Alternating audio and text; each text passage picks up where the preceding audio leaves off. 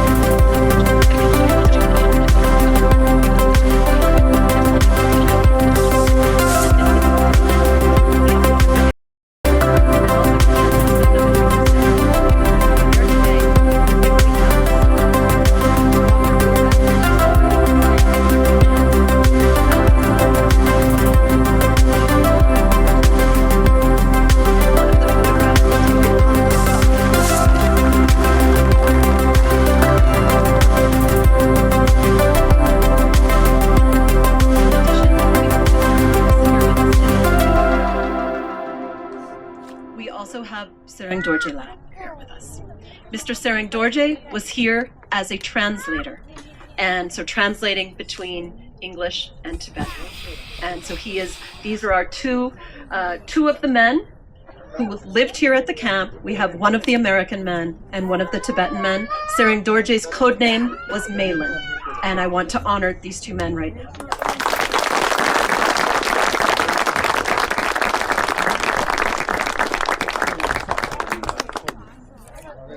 So we are here to remember, right, and to honor those who lived together at Dumra, the Tibetan men, the American men, most of whom now have passed away. These men, again, developed friendships and bonds that lasted over their lifetimes. So right now, where we are, I believe, and we can match it up in your program, you can look at the photos, I believe this is the site where the Tibetan dormitories or barracks were located. The majority of the camp was in this direction. So we are on the perimeter of it here. And after the ceremony, I invite you, if the ground is a little uneven, so take care, but to walk around and to see if you can match up the photographs in your program with the map that we've provided for you. The CU Department of Anthropology is going to continue its research here on the footprint of the camp. And so I've already done cultural anthropology work and historical work, but we're going to add in archaeology work. And actually one of my archaeology professor colleagues is here. And so to help, we're going to do geomagnetic, imaging, all sorts of technological stuff that will be new to me, drone work, where we can actually map out the footprints of the buildings and find out what was there. And so that we can hopefully combine that with a stupa that the Tibetan community hopes to place on this site. So Senator Udall has pledged his support to help us for that. I will also do what I can to make this possible, so that in addition to the plaques, you will be able to come to this site as a place of commemoration, memory, and history. And now, I'm going to read a version of my marks in Tibetan for the time. 다시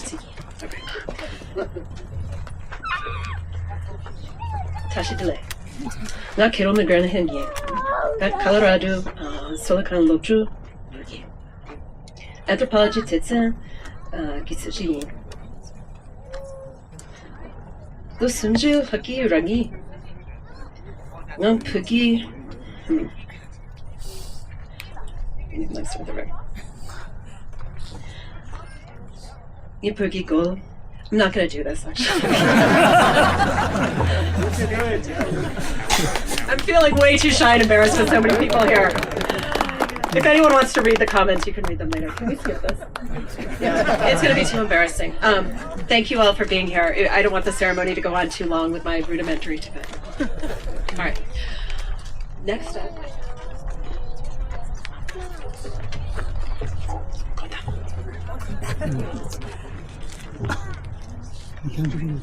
Alright, so instead of me continuing, I'm going to invite Mr. Bruce Walker to the stage.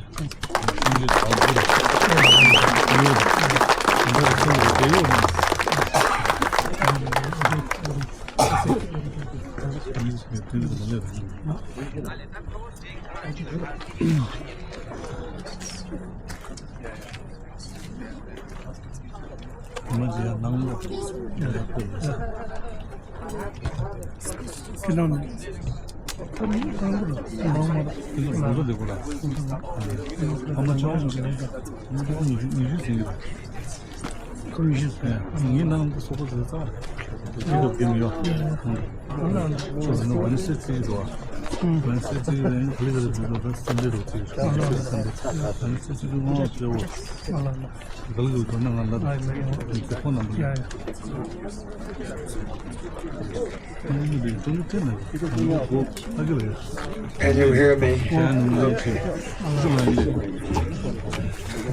Welcome to all of you. I'm delighted to be here today to see all of you and to meet as many of you as I can.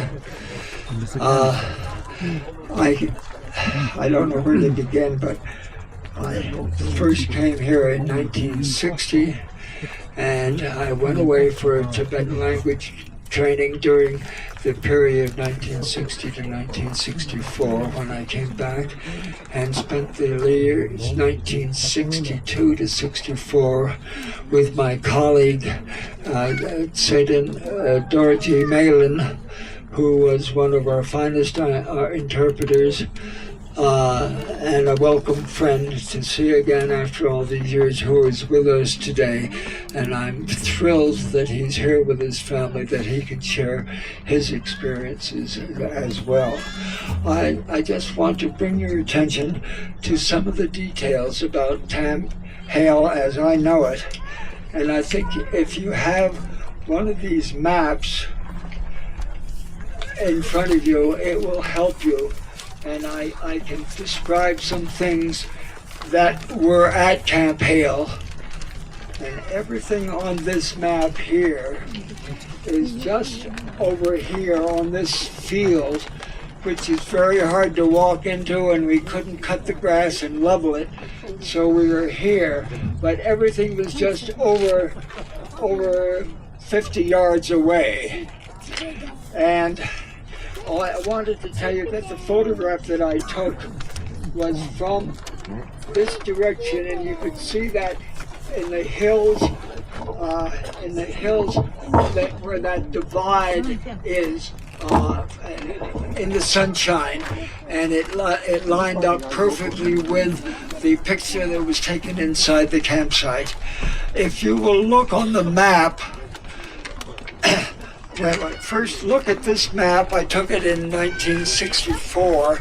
You will see a building, a yellow building in the upper left picture. That yellow building is one of the buildings in the far upper right picture, black and white picture, which shows showers and latrines.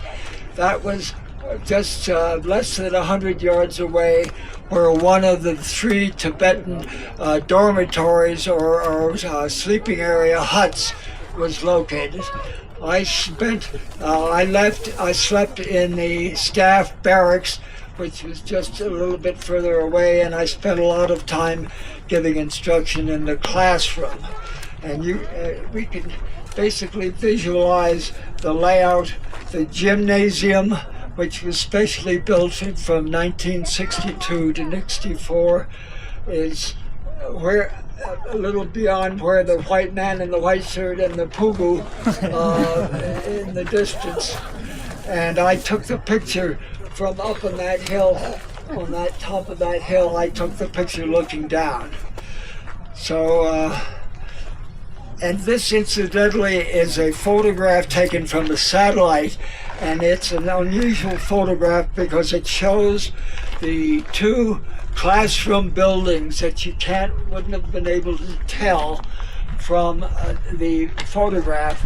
It's kind of an anthropological footprint, and this is the administration building next to it. So that's part of the anthropology that Carole and her team are trying to complete and to make further history about Camp Hale.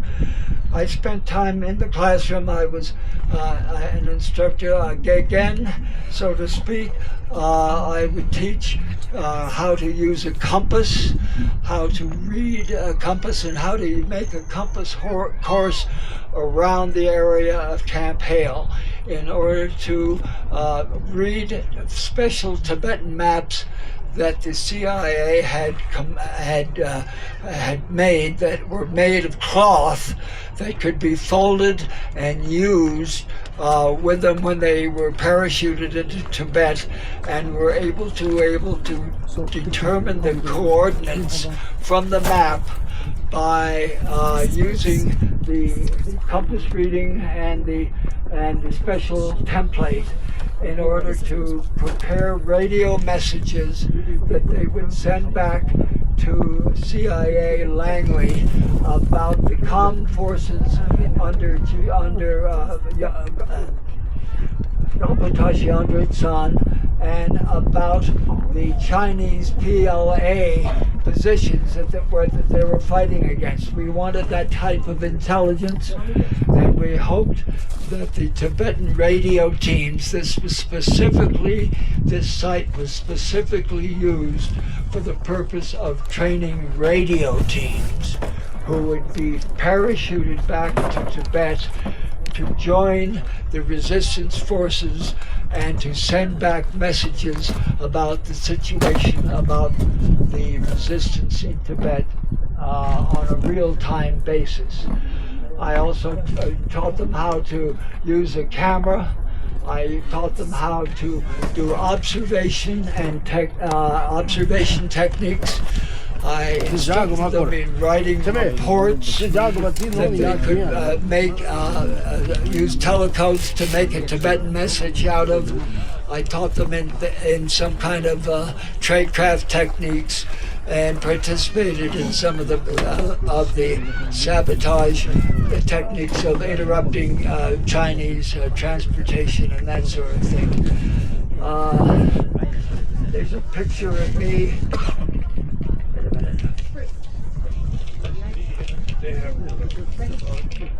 Okay, there's a picture of me between Rick and Sandy. Oh, that's me in an outdoor winter bivouac having hot butter tea in a wintertime bivouac. These two men, Rick and Sandy, were blessed compatriots, and they both were. They did not survive the very far into the resistance, but I remember them with great affection. And I want my colleague, Satan Dorji, to be able to tell a few things that he remembers about working in Camp Hale with me for those 2 years, 1962, 1964. And I'm so glad he's here today so that he can share that with us. Thank you all for coming.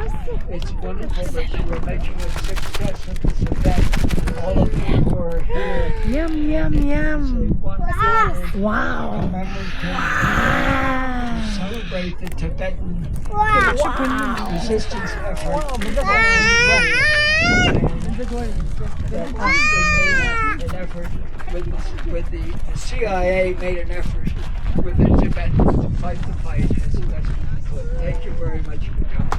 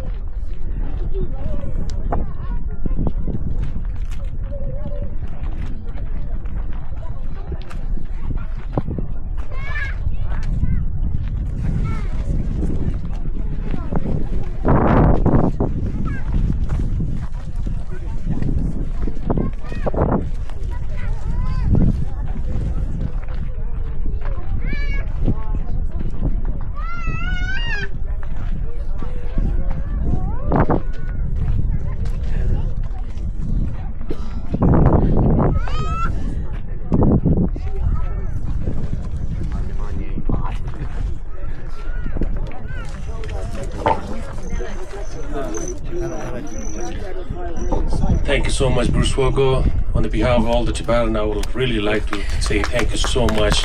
It's been an honor to be here on here. And now we'll have Saint Dojila and we'll listen to the Tibetan side of the story. Welcome, Saint Dojila.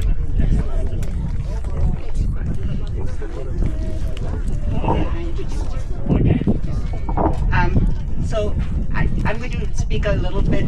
This is my elder brother, everyone. His name is Sering Dorje, and so he's the son of CHUSHI from Lhasa. He initially got involved with the CIA. First of all, he went to India to boarding school in 1953. So by the time he finished school, he was fluent in English as well as Tibetan. So therefore, our father, CHUSHI, was a very close friend of Gompo Teshila, So that's why they knew our family and recruited Chila to go to the interpreter. But before he came to Camp Hale, he spent a couple of years in Darjeeling doing translating, from Tibetan to English, all of the communication with the CIA. And in those days they were in Mustang. So anyway, I just wanted to give you that, and I'll help him along because Chila is very quiet and reticent, and even to us, our family, he never really spoke about his experiences. And so therefore, we have to prompt him to say things. And until yesterday, I didn't even know his English name. When I told Carole my brother agreed to come, Carole wrote to me and said, "Oh, Bruce said his code name or his English name is Mayland," and I asked Chila, "What was your English name?" And he told me Mayland. So obviously it matched. But until yesterday or the day before yesterday when we flew in, he did not ever tell us anything about it. So anyway, here he is. He's going to try his best. I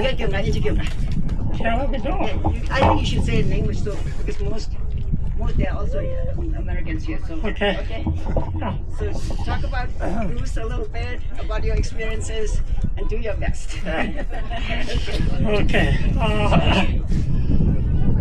My name is Sering Dorje, and I was one of the interpreters of the Camp Hale group that's here. And at that time, there were maybe about 200 or 300 Tibetans with me at the time. And we were taken from Darjeeling to Camp Hale, over here. And then at that time, Mr. Bruce Walker was one of my instructors. He was very good with us. He was one of the best.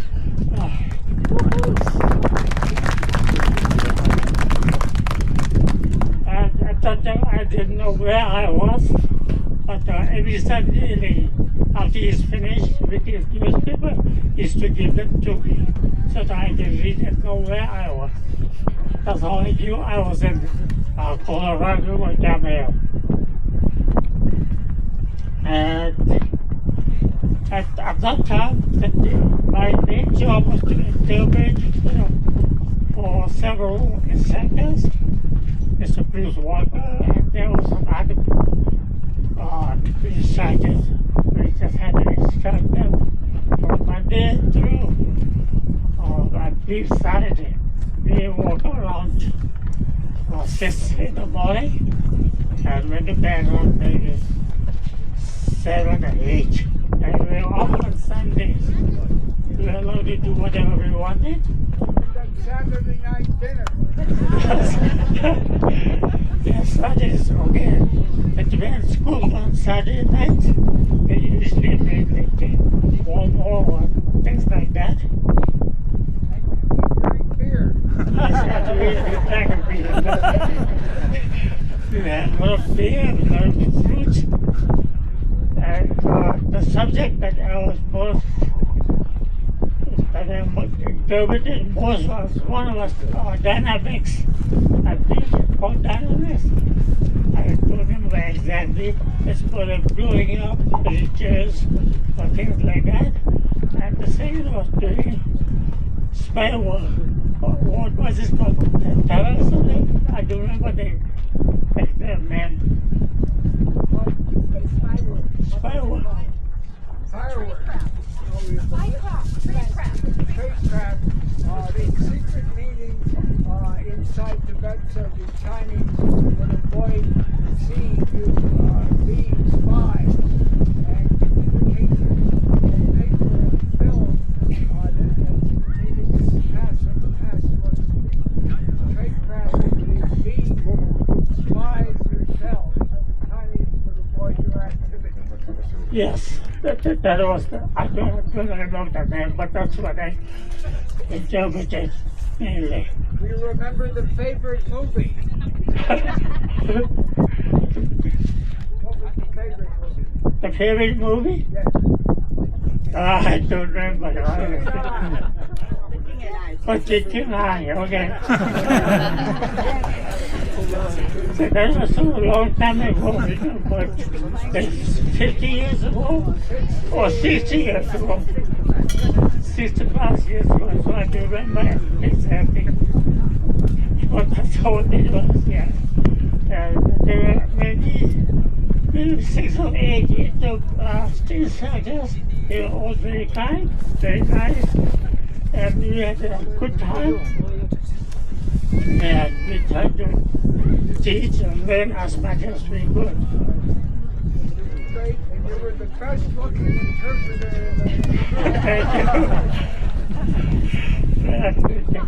Yeah, that's what it is, interpreting. Yeah. I'm glad you're here. So one thing I have to say, my name is Tibetan, and this morning I introduced myself. I repeated my name so many times previously. Now I'm just thinking of you because you know your name is Eric, but I kept repeating my name when you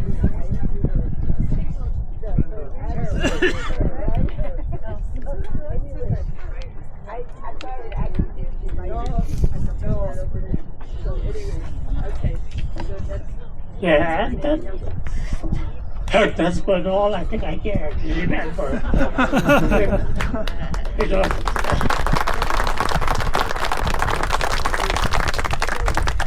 after completing this year, yeah. was sent to Cornell to study, sponsored by the CIA. There was a group of them that was sent to Cornell, and later he graduated from Columbia University, and then worked in the Office of Tibet in New York for several years. After that, he also worked for the store that His Holiness's elder brother, Jonathan had in New York, before he moved to California. So I actually also I got a scholarship to come to the United States in 1964, and so therefore I used to go visit him when he lived in New York. But anyway, because I was living in California years later, he moved there in the 70s. And now our entire family, all 10 siblings, 5 brothers, 5 sisters, 9 of us live in California, 1 lives in Hawaii. So anyway, that's the story of our family. Okay,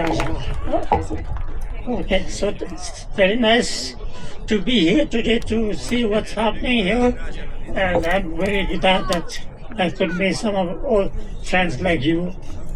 Thank you.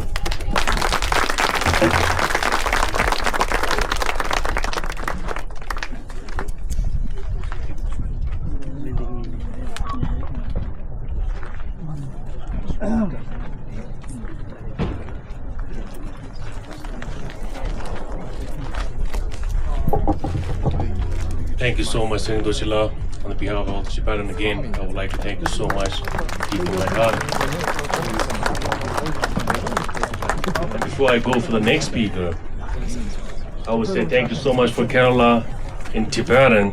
That was wonderful. And I heard it earlier, her Tibetan speech was really good. I'm not kidding. So next I would like to welcome the President of the Central CHUSHI Gangdrug, Sononto Pila Kolatang. Thank you for the select time to speak over here.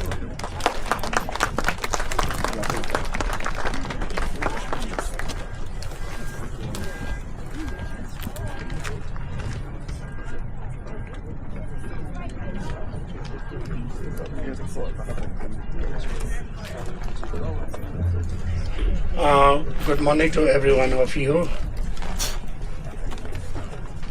Your Honorable Kyasur Rinpoche and Your Honorable Kalon Gyari Dolma, Minister for Security, Department of Central Tibetan Administration. Then we have former Security Minister Om Pema Shenjola, and all sort of MPs, Member of Parliament, Sita Dharamsala, and then Sonam Retola and his family. We have so many guests who came all the way from different parts of the countries. So today we are standing here at a historic location which has become the symbol of Tibetan resistance against the invading foreign power, that is People's Liberation Army of PRC in the recent history of Tibet. This shall also now inspire our pedigree to fight against the same enemy to restore our sovereignty.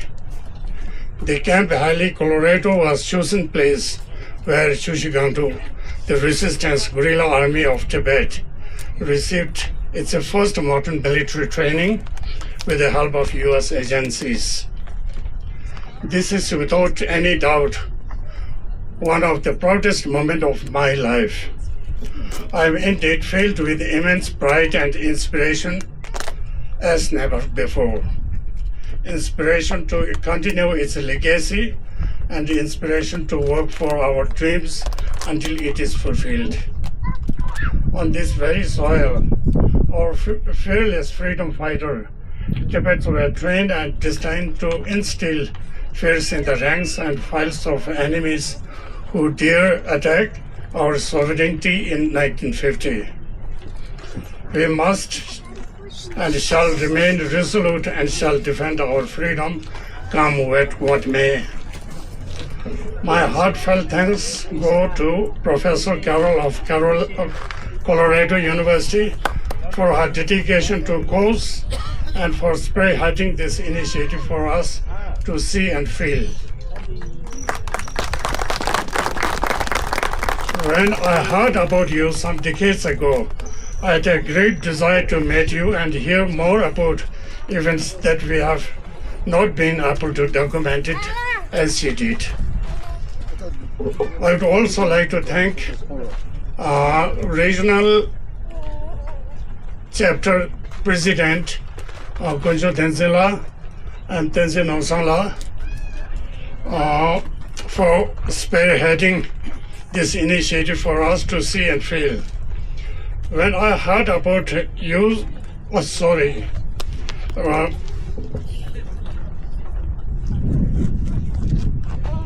my thanks goes to the President of regional sort of CHUSHI Gangdrug, Mr. Narsanla and Kunjo Denzila for their support that helped all of us to witness this moment even after 70 years in exile. I'm also very happy to many friends and members of the movements who come from all over the places. On behalf of organization, let me thank the chief guest, Kalon Gyari Dolma and Khenso Rinpoche and Professor from University of Colorado who are here to grace the occasion. As we all know, Jasa Antu Goputashi, the founder of CHUSHI Gangdrug, had one goal only, one that was to force out the invading People's Liberation Army so that Tibet remained an independent country for us. He was the central figure in CHUSHI Gangdrug in many battles and operations against the Chinese People's Liberation Army after Chinese invasion of Tibet in 1950. The group helped assisting the 14th Dalai Lama in his escape from Lhasa to India in 1959. It was of becoming formidable army and would have driven out the weak PLA back to China if the support lasted few more years. On this day, let us remember them and say prayers for those brave hearts who are not with us today. After coming into exile, Antu and his men continued to rebuild this CHUSHI Gangdrug for many years, mainly to become formidable force outside Tibet, providing resistance and were making ready to fight back when opportunities called for. Today, after over 60 decades, when I look over the office, it looked like and worked like an ordinary organization to help livelihoods, which is not correct at all. It was the first Pan-Tibet organization was formed in Free Tibet and given due recognition by Tibetan government in exile for the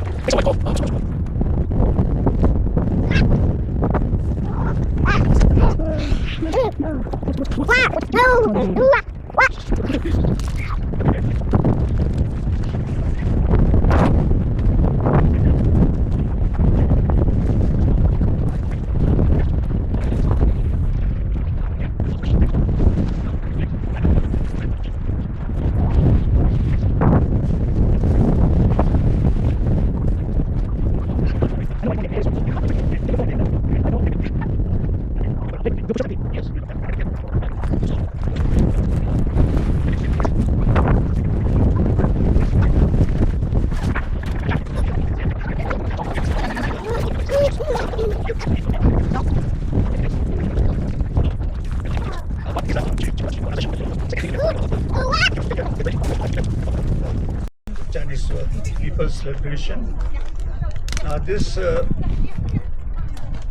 I'm deeply involved on that organization since my own 15 or 16 years. I